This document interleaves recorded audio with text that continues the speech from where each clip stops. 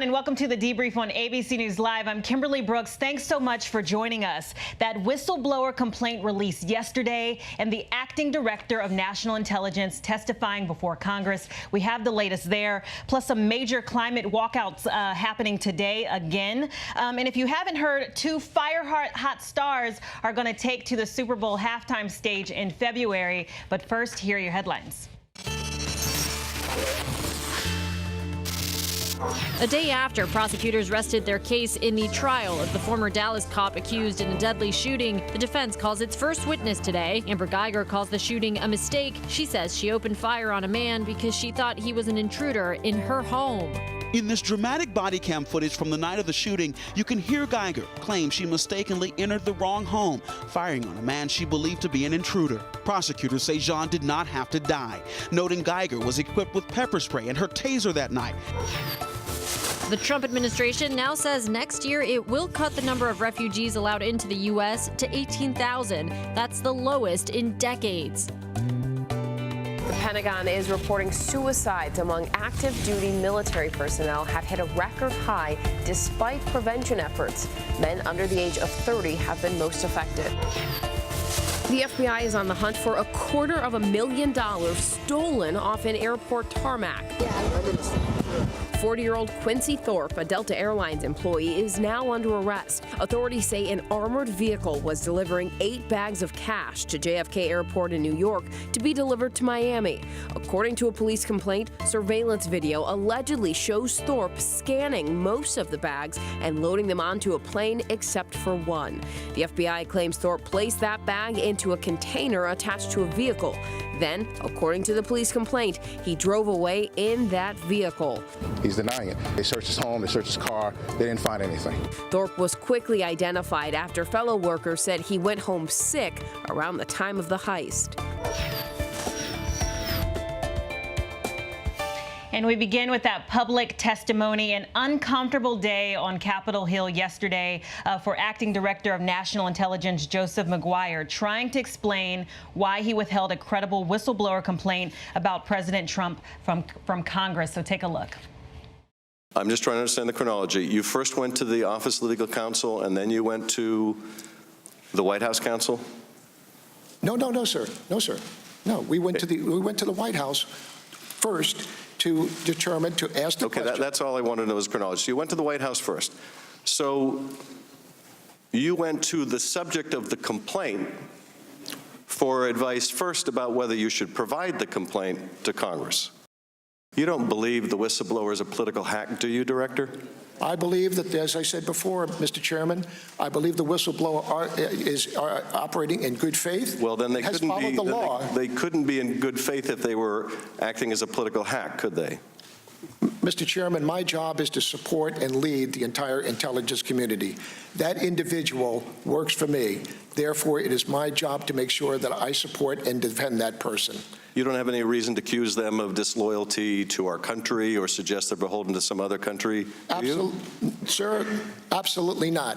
I believe that the whistleblower followed the steps every step of the way. However, the statute was one in this situation involving the President of the United States, who is not in the intelligence community or matters underneath my supervision, did not meet the criteria for urgent concern. Well, I'm just asking about the whistleblower right now. I think the whistleblower did the right thing. I think he followed the law every step of the way. All right, so now many have had time to read that 9-page complaint with lots of new details. And as a reminder, the complaint centers around a July 25th phone call President Trump had with Ukrainian President Volodymyr Zelensky, where President Trump tells Zelensky to dig up dirt on Joe Biden and his son Hunter. Now, that call is the focus of a new impeachment inquiry by the House. So I want to bring in Catherine Faulders on Capitol Hill, and we have Karen Travers at the White House. Catherine, I'll start with you. You know, it really felt like Democrats and Republicans were looking at two different documents yesterday. So what were your takeaways from this hearing? Yeah, and you clearly could tell by the line of questioning, Democrats were actually focusing a bit more on the process of when this complaint was made public. You know, it was originally blocked. It took 2 weeks, 14 days for them to get this complaint, but they were also very careful not to poke holes in the whistleblower's complaint. Then you saw Republicans who were really focusing on the fact that in this complaint, the whistleblower lays out that it was secondhand information and that this person got that information from multiple other White House officials. So focusing on the credibility of this whistleblower. But some Republicans I talked to after said, look, they actually do want to hear from those other White House officials, some people who may have more firsthand knowledge of it, Kimberly.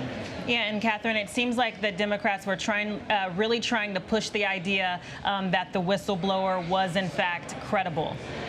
That's right, and you could definitely see in their questioning, because they did focus not so much actually on the details of the complaint, Kimberly, but the process, as I was mentioning before, and I thought that was a bit of an interesting tactic. Some Democrats who I spoke to after, some Democratic sources said, you know, they perhaps wanted them to focus more on the allegations in the complaint, but I think it's the complaint became public right before the hearing. Some Democrats didn't expect for that to be public before the hearing, and that's why they were focusing mainly on the process of it.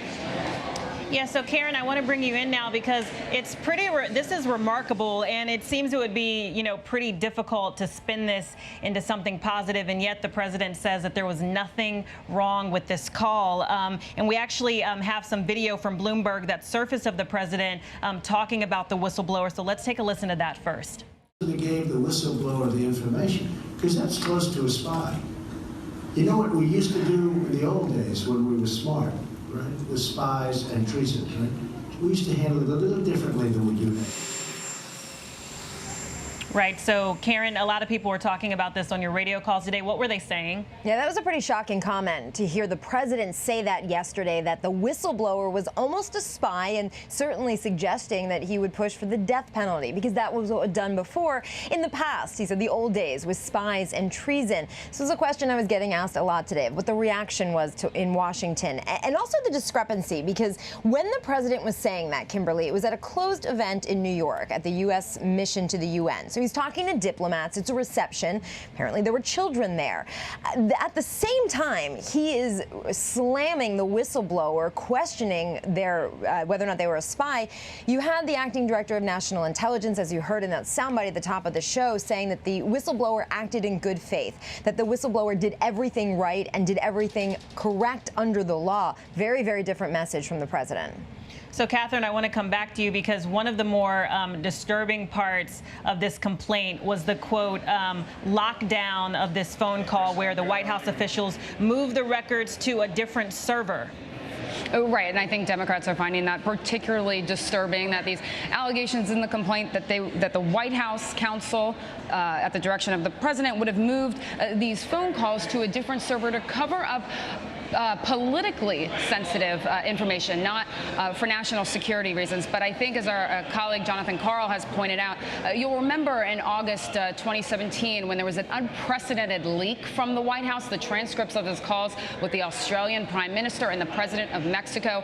So questions we're asking our sources at the White House today was, did the process change after that, or was this part of a bigger cover-up? Now, Speaker Pelosi was on MSNBC this morning, and she seemed to downplay it a little bit when asked about it. She said we need to stay focused as far as the public is concerned on the fact that the President of the United States used taxpayer dollars to shake down the leader of another country for his own political gain. Kimberly. Yeah, and Karen, what is next for the president? I mean, there's just a lot of denial right now. Yeah, the president hasn't addressed the substance of the complaint. He is dismissing it, saying it was secondhand information, and basically is brushing it all off. But, you know, he's still talking about the phone call, and I think we're past that at this point. That was one element of it, but then once the whistleblower complaint came out, there's more to this. There's the process, as Catherine mentioned, and we haven't heard any pushback on the specifics in the complaint officially from the White House. The president yesterday did not take questions from reporters. That was, of course, course, going to be a big question for him. And it was an unusual snub, certainly an indication that the president was not feeling very great. It was a really rough 24 hours for him. Usually he feeds off the energy of those gaggles with reporters. He enjoys the sparring and back and forth. He landed here at the White House yesterday, Kimberly, and went straight into the Oval Office. No chance for questions. And so far today, it looks like it'll be the same. No opportunities to ask anything of the president. All right, and Catherine, before we go, you know, George Stephanopoulos, he said yesterday that he reminded us that when Nixon was going through this process, he wasn't forced to resign until the Republicans supported the move. So where does Congress stand on all of this right now? Yeah, well, Speaker Pelosi has done this a bit differently, hasn't started these impeachment proceedings with a floor vote. She's directed all of the committee chairs to, of course, gather evidence, and then they will refer this over to the Judiciary Committee, which will then decide whether to refer articles of impeachment to the House. But I will say, obviously, there's a growing number of Democrats who support this move, especially in the wake of this call, because it's for national security reasons. So we're also seeing, though, Kimberly, and this is something to watch, there's a growing number of those in the president's own party, some on the Senate side, voicing growing concerns over this phone call. All right, I want to thank Catherine Falders on Capitol Hill and Karen Travers at the White House. Thank you, ladies, for the updates. I appreciate it. And now we're going to move to another crisis, a vaping crisis, a full-blown crisis. As you know, the acting commissioner of the FDA saying on Capitol Hill this week that the agency should have acted sooner in regulating e-cigarettes. Now there's new CDC numbers saying there are now 805 confirmed and probable vaping-related breathing illnesses reported. And this is up 52% from the previous week. And now as many as 12 people have died. And in Washington State, Governor Jay Inslee announcing today a new executive order on vaping. So I want to bring in Dr. Kristen Kendrick with the latest. Very good to see you. You know, we've talked about this so much. So at this point, there's been illnesses in almost every single state. Yeah, so 46 states and 1 U.S. territory, so almost. And like you said, these numbers continue to rise. So, you know, last week the CDC came out with a number saying that there were over 500 vaping-related illnesses. This week that number has jumped to over 800. So we're seeing this trend that these numbers for these vaping-related sicknesses, respiratory problems have continued to go up over time. Yeah, it's pretty scary. And, you know, I know we talk about the dangers of them so much, but I'm just curious, why are they? Remind us of why they are so dangerous. Is it the product or is it the chemicals? What makes the e-cigarette so dangerous? Yeah, so one of the things that makes this so dangerous is that both the CDC and the FDA have been investigating these vaping-related illnesses at length, and they cannot relate any of these illnesses to one specific vaping product, one substance, or even one device. So until the public has, you know, more answers or more information about exactly what's causing these lung illnesses in people and even deaths, there's now been 12 deaths that the CDC talked about this week. Until we have more information, you know, we don't know exactly what's causing this. A lot of the people who have become ill or even died were buying those products from the street. A lot of those people also were using products that contain THC. So two very important things to know, but you know, the summary is we don't know, and until we have more information, it's really important that the public you know, follow CDC recommendations. And you know, one of the biggest things I think to take away from this is that because these government agencies don't know, it's very important that the public continue to report what they know about vaping. So vaping related habits, if they know information about illness, you know, continue reporting that information to health departments, your doctor. All of that extra information is really helping us to try and solve this mystery. Absolutely, and there is a lot of backlash because just this week we saw the CEO of Juul step down. You know, their company was receiving a lot of controversy because they're marketing to kids who are using these e-cigarettes a lot. Yes, and you know, Juul has been kind of the face of the vaping crisis or the vaping industry. You know, they've had some very powerful marketing campaigns where traditionally, you know, the public felt geared towards young people and teens. And so, you know, the change in leadership, you know, we wonder if there will be some accountability now. They have agreed to change their marketing campaigns and try to avoid marketing towards youth, teens, which have, you know, been some of the biggest groups using these e-cigarettes. So they've agreed to do that and basically have told the public that, you know, they're going to start taking accountability and, you know, most importantly, they're going to start helping the CDC and the FDA you know, investigate this more and try to give us more answers about why people are getting sick, why people are dying from using e-cigarettes. Yeah, everyone has to be safe and cautious, a crisis for sure. So I want to thank you, Dr. Kristen Kendrick, so much. From our Med Unit. Appreciate you being here. Thank you. Yes. And so, guys, we move on. Young kids and teens made history last week, pulling off one of the world's largest climate change protests in history. 16-year-old Swedish activist Greta Thunberg leading the charge and leading young people from 150 different countries to put pressure on their governments to do more. So there's a second wave of protests today. Tens of thousands of people marched in New Zealand, and Justin Trudeau and Greta Thunberg attending a climate march today in Montreal, and many more in D.C. and New York. So there's some that are making moves in large numbers, but if you remember, we had 24-year-old Sam Bencheghib on the show, and he's taking a different route, literally running across America to raise awareness for the ocean. So when I saw him here in New York the first time, he was just about to begin, and as of right now, he has run over 1,000 miles of the 3,100 miles that it takes to get to the other coast. And Sam joins us now. Sam, it's so good to see you. You got facial hair. Hi. You're looking good. So you've been running since I saw you 1,000 miles down. How are you feeling? I'm feeling good. So it's been 64 days since I started in New York City.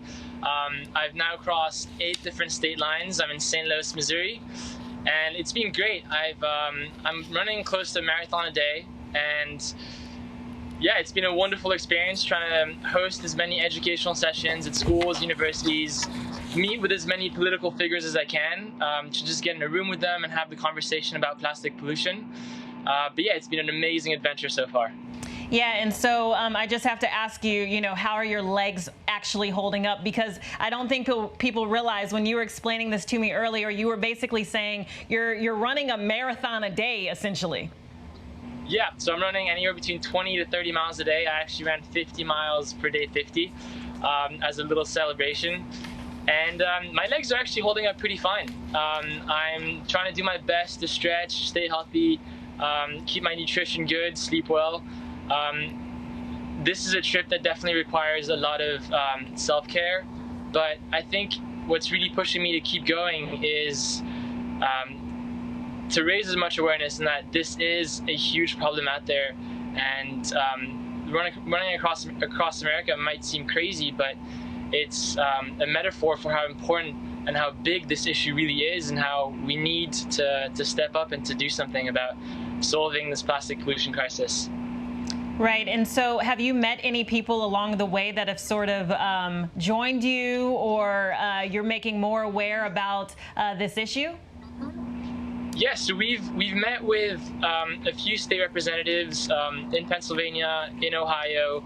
We've spoken to a few high schools, a few elementary schools. Just here in St. Louis, we were speaking at the Washington University of St. Louis.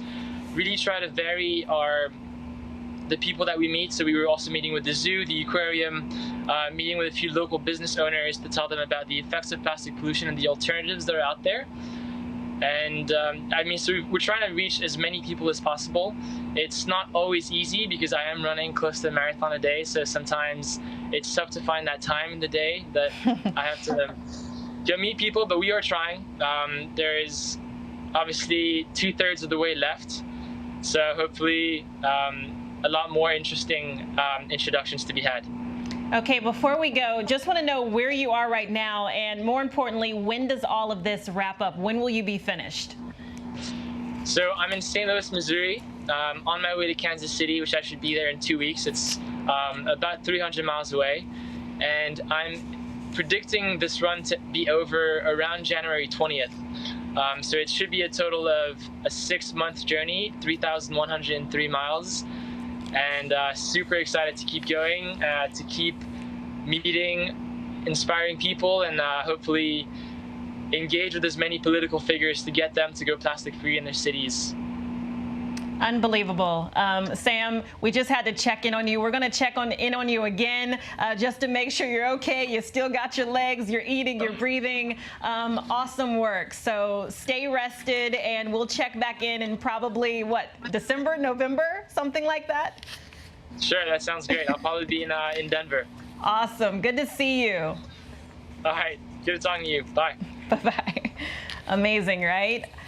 So cool. So, you know, we've been keeping you updated on the Royals trip, their first official family tour with baby Archie and Prince Harry and Meghan. They showed a lot of love to South Africa, and now Prince Harry has moved on to Angola, following in the footsteps of his late mother to put a spotlight on demining. So our Maggie Rulli is on the ground there in Angola. Maggie? Hey, Kimberly, we're here right now on that street in Huambo, Angola, made iconic by Diana's visit here more than 20 years ago. Harry's walking down this street today, empowering his mother's legacy, and his organization say hoping to create an even more lasting impact. In what the palace has called a significant and poignant moment. Today, Prince Harry travels to Huambo, Angola, a place his mom spent the last few months of her life fighting for the eradication of landmines. A pivotal moment that captured the world's attention. Princess Diana walking through an active minefield. Her youngest son now making this same walk more than 20 years later. Only now, thanks in part to her tireless work, Huambo has been transformed. That minefield is now a town with schools and houses. Harry is pledging to continue her work. Earlier in Derico, Harry witnessed firsthand the power these weapons have and the threat they still pose today. Remote detonating a mine, one of hundreds of thousands still left in Angola. Later, he'll meet with Paula, a landmine survivor. Paula, hello. We met up with her beforehand. She tells us how she lost her leg to a landmine just 2 years after Diana's visit. Diana met with landmine survivors like Paula when she was here, visiting an orthopedic clinic in town. It's a place Harry will also go to today, this time naming it in his mother's honor.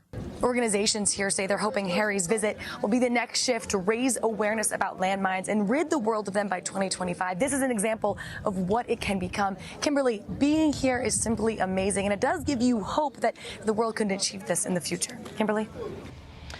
All right. Thank you, Maggie. We appreciate that. And in honor of Hispanic Heritage Month, let's talk about music, okay? So popular urban reggaeton artists dominated the streaming services this year, stars like J Balvin and Bad Bunny. And yet, at the announcement of the nominations for the Latin Grammys this year, the reggaeton stars were barely in any of the major categories. This prompted J Balvin to write on Instagram, "Seen reggaeton, I know Latin Grammys," basically saying without reggaeton, there are no Latin Grammy Awards. So the Academy responded, and they basically said that they understand, they hear, and they invite the leaders of the urban community to get involved with the Academy, to get involved with the process, and to help improve this discussion. So this will be interesting to see how all of this shakes out on the Grammy stage. But meanwhile, on another large stage, the Super Bowl halftime show, 2 other Latinas are set to make some waves. J-Lo and Shakira, the powerhouse Latino duo,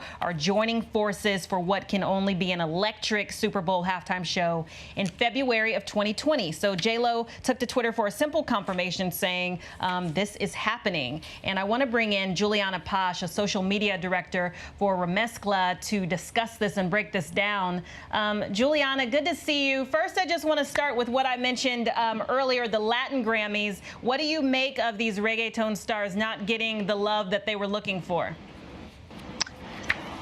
I think it's very indicative of Latin culture in general, which is very anti-Black and which doesn't credit Black pioneers in music. Yeah, do you think that their absence, do you think that that will cause a shakeup during the Grammys? Oh, for sure. If they do decide to boycott, it definitely will. If a lot of these artists are not performing, then I'm sure that the Latin Grammys ratings will drop because, I mean, that's how they're going to get an audience to watch that show. Yeah, I mean, they've done so well this year, and they've always done well. That's why there basically is a Latin Grammys. We just saw where Romeo Santo, sold out the MetLife Stadium. But anyway, when we go to the Super Bowl stage, now you have J-Lo and Shakira. What do you think of this mashup? I think that it is very convenient for the NFL to choose two Latin artists in a time where they still haven't given Colin Kaepernick a job, in a time when they're trying to perform inclusivity. I think that it's a strategy for them to choose another demographic to target and to perform that inclusivity. I think this really stems from their partnership with Roc Nation. Shakira is actually signed to Roc Nation. I think this is a strategy in the same way that it's a strategy for their Inspire Change initiative. And that's not to say that those initiatives aren't worthwhile. That's not to say that these artists don't deserve this platform. J-Lo and Shakira are huge global superstars who deserve to be on that stage. But in this time, it feels very convenient and it feels disingenuous, in my opinion. All right, and we definitely wanted your opinion because these things are a little more nuanced than just the performance. So I want to thank Juliana Posh, social media director for Remezcla. Thanks for being with us today. Thank you. And guys, before we go, a little love for the Star Wars fans. Our Clayton Sandell is in London with the latest. Check it out. Hey there, Kimberly. We are coming to you from a galaxy far, far away, otherwise known as Pinewood Studios here in London. We got to preview this for you yesterday, but now we get to show you all the new Star Wars toys that were revealed for Triple Force Friday. We talked to some of the Star Wars cast members. We got to play with some of these toys, and we're going to show all of it to you. I just got to go inside here and... Well, you can't go in there. Oh, hold on, guys. Wait a second. Let me try something. I am not the reporter you're looking for. All right. Oh, that was close. Okay, they got all sorts of cool stuff here. They got Kylo Ren's helmet. They've got his lightsaber right here. Oh, this is nice. The Medal of Yavin. You remember Han Solo and Luke got those after they blew up the Death Star? Chewie did not get one. It's a point of contention. And here is Luke Skywalker's reforged lightsaber. Very cool. Some of this stuff is highly collectible in different kinds of packaging depending on when it's going to be released. And I mean, it's hard to pick a favorite. Move over R2-D2, move over BB-8. In The Rise of Skywalker, there's a new droid in town. If you had to pick R2-D2, DO, or BB-8, I'm going to put you on the spot. This is a tricky conundrum because, you know, obviously R2-D2, he is the classic droid that stole our hearts in Star Wars. But then along comes BB-8 and, you know, his cool design, kind of baffling how he actually works, but there he is, and with his brilliant personality. But then we also have now DO, this cute little droid with, again, such a lot of personality. I think Dio has stolen my heart. So these are some of the new toys from The Mandalorian. You've got some action figures here, and I'm very excited about this AT-ST Scout Walker. They call it a Raider in The Mandalorian. Over here we've got Poe Dameron's X-Wing. It's got a brand new paint job on it. What is it like coming into this universe and getting your own and seeing for the first time? Yeah, it was one of those first things. I mean, when you get a part like this, you kind of, there are things that you know are going to happen. I know I am going to see Chewbacca at some point. I know that, you know, at some point I will see some sort of version of my character, you know, and it is a very surreal thing. It's extremely surreal to see your character portrayed in a toy. All right, so one of the cool things that fans always do is that when new toys come out, they will analyze every single detail to try and figure out plot points, to learn more about the characters. For example, This is Poe Dameron's X-Wing from The Rise of Skywalker, but it doesn't look like the one we're used to. It's got a brand new paint scheme, orange and white instead of the orange and black. So these are the kind of things, slightly spoilery, but not revealing too much. But these are the kind of things that fans are looking for. This toy and all the toys you see here will be available on Triple Force Friday, October 4th. Kimberly? Thank you, Clayton. Clayton living his best life out there. All right, guys, it's the weekend. Continue to take care of yourselves. And if you're around, stick around for the briefing room at 3:30 p.m. Then check out World News Prime at 8 p.m. And if you want to stay updated on all of these headlines, you can go to abcnews.com or download the app. And guess what? I'll see you next week.